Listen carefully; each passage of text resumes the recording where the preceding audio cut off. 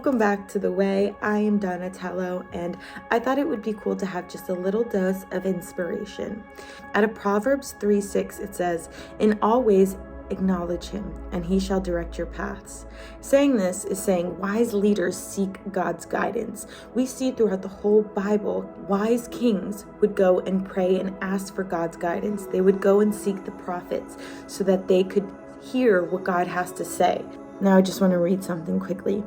When we genuinely seek to know the heart of God, when we prayerfully seek His wisdom and His will, our Heavenly Father carefully guides us over the peaks and valleys of our life. And as Christians, we can be comforted, whether we find ourselves at the pinnacle of a mountain or the darkest depths of the valley.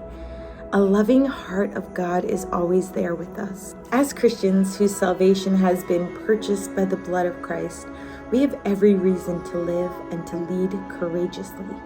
After all, Christ already fought and won our battle for us. He did so on the cross of Calvary. But despite Christ's sacrifice and despite God's promises, we may become confused or disoriented by the endless complications and countless distractions of life.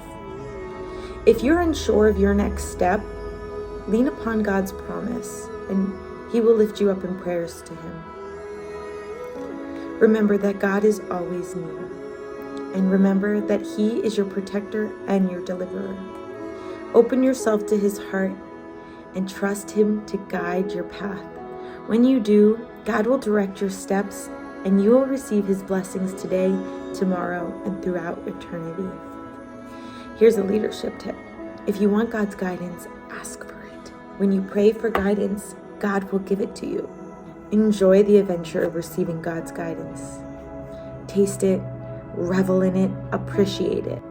And appreciate the journey. It's oftentimes more enjoyable than the destination. These quotes were pulled from 100 verses of prayer for success.